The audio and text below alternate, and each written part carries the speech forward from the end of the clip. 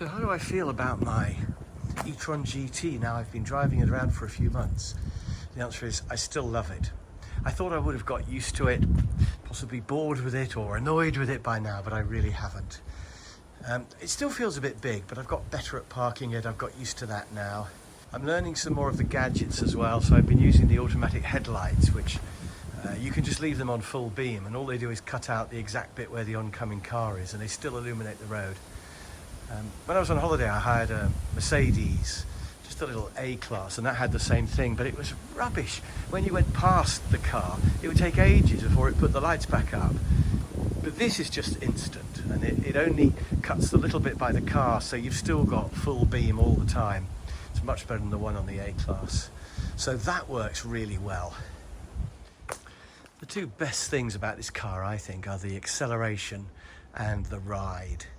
Because it's got such big wheels, it's got a lovely soft ride, and I think it's not just the size of the wheels, but it's the fact that it's got air suspension as well. It's got a soft ride, but it doesn't wallow on the corners, which is what you'd expect from such a soft ride. I can't bear cars that wallow. I think I'm probably a BMW driver at heart, but this one's rock solid on the corners. Again, I suppose the air suspension is what does it. So I can't really show you the ride. What I can do though is show you the acceleration. I've tried to video it. I don't know whether this clip really does it justice, but have a look at what happens when you press the accelerator, because believe me, it really shifts. No squirreling at all. Oh, it's ferocious. Every person I've taken out for a drive has been amazed. In fact, quite often people are frightened about putting their foot right down because the car is so quick. Right, so we're... Do you launch mode in? Don't, just put your foot down and go for it. So we're going...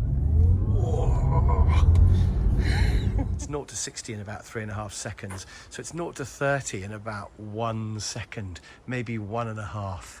So you have to be careful not to exceed the speed limit. I do like the sound it makes as it accelerates as well. Apparently the sound is completely artificial, but it does sound just exactly like you'd expect electric motors to sound as a car accelerates. So I think they've done a good job on that. Right down.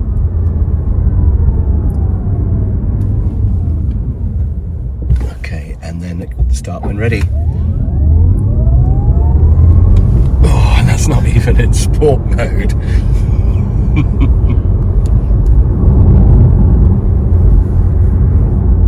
Quite like a choice of sounds. For example, it'd be quite nice for it to sound like a Ferrari, at least from the inside, but there's no choice. That's the sound you get.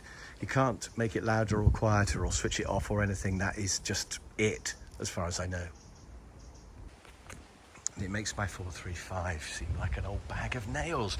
When I drive it, I wonder whether there's something wrong with it nowadays. It feels so rough and so slow, and of course it's a brilliant car.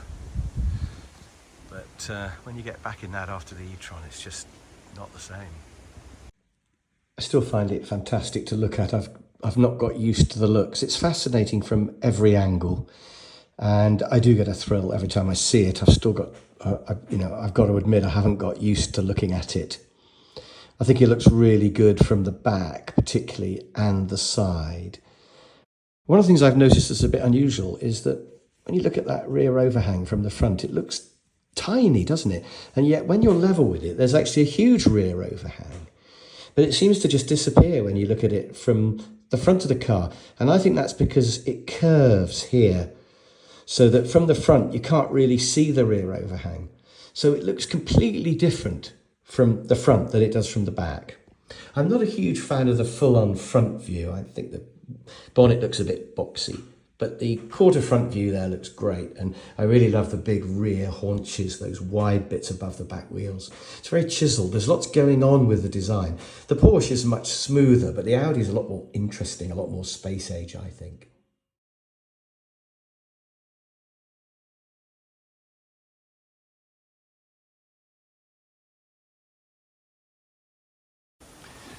The boot is actually smaller than you'd think because it's got this quite thick bit here. So for example, if I've got that case, you'd think that would be all right, but look what happens when I try to close the boot, and you'll see it doesn't like it. And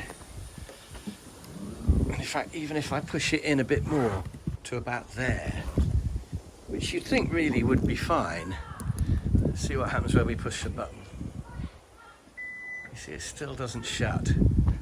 So you have to push it in right back to there for it to shut, and then it will shut. So, not the best boot in the world, but I can live with it. I did worry about whether there'd be enough places to charge. I mostly charge at home because you get 220 miles. That's enough for most journeys, but occasionally you have to charge when you're out and about. And I've actually found that there are loads of places to charge. And there's an Audi app, and there's also an app that comes with your charger at home. I've got a PodPoint charger. Both of the apps have got different places, so you can look on both apps. I quite like one app, but it's okay. I don't mind using both.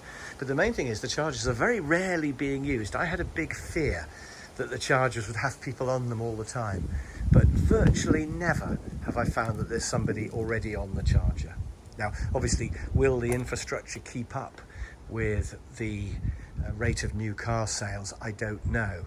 But at the moment, there's plenty of infrastructure, plenty of free chargers. I'm hoping people are going to build loads of chargers because they are a license to print money after all. Why would you not? You don't even have to, it's not like you have to fill it up with petrol like in a petrol station. You just build the charger and people will come and pay you over the odds for electricity. So I'm hoping the infrastructure will keep up. But certainly it has not been a problem. I was getting quite a few error messages and weird things like it wouldn't start or the boot wouldn't open. And eventually I tried the other key and it was happening with both of my keys, so I thought it must be something wrong with the car. But eventually I tried changing the battery and the key, and that's what it was. I put new batteries in and it's fine. But these keys, they're only 6 months old. So I suppose what's happening is that it's using a lot more battery than you realise. The key is constantly talking to the car. So, for example, if I open the boot, the boot has 2 buttons on it. You can either close it or you can close it and lock it. But if I put the key in the car and try to lock the boot, it won't do anything. It won't move. Can you see I'm pressing that and it won't move? Whereas if I take the key out of the car,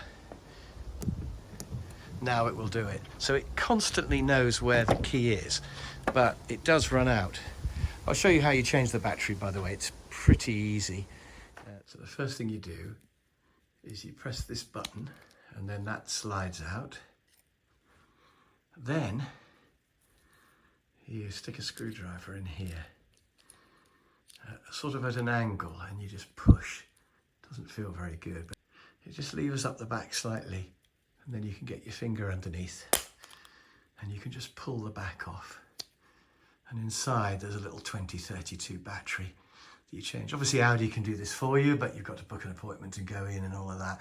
Whereas these batteries only cost £1 and you can change them yourself. And then you just click the back on. When it's ready, just clicks on like that. And then you slide the key back in. And you're good to go for another 6 months. We test drove a Porsche as well, and it's really interesting to compare the two. The first thing you notice is that the Audi's steering wheel is fine, it's functional, it's not that beautiful, and it's shiny plastic. Whereas the Porsche is really a thing of beauty. It's machined from solid metal. It's just beautiful if you look at it there. But the rest of the Porsche is press buttons. It's a touch screen like a great big iPhone, whereas the Audi has proper buttons.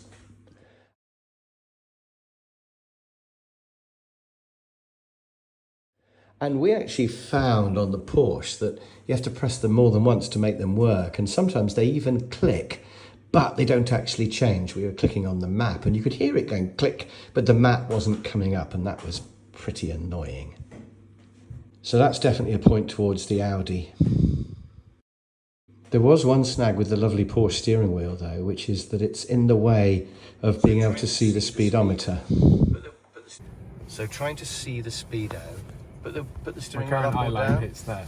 Yeah. Well, up. I can see it there. Yeah, but you wouldn't want it that high up. And how low can it go? So you can't. That's as low as it goes. So your eye line's exactly in the way, so you can't see the speedo. If I can move that down. So you can change the display so that the speedo's right in the middle, but then you can't use the middle patch for things like the map or anything else that you want to use it for. Don't move. You can't. And then the other snag is that even to adjust the air vents, you have to go into the controls, the push button controls on the Porsche. I'm in the Porsche and these things don't move. You can't change the direction unless you go into the menus. It's a bit annoying. Same with that one there, it doesn't even go up and down or sideways. With these, in the Audi, you can move them up and down, and you can move them side to side. In terms of driving, there's really not much difference. You wouldn't put either of them into crazy sport mode, they're just too brutal. So I think in terms of acceleration and ride, there's not a lot to choose between them really. They're both brilliant. It just depends which one you prefer the look of, and I know which one I like the look of. It depends whether you think you're a Porsche person or not, whatever that means. And it depends how you feel about the real buttons versus the glass touchscreen in the Porsche. So there we are, that's my update on the Audi. I'm still loving it. I might do another one after a year to see if anything's changed. But at the moment, I would still say it's a completely great car. I love it.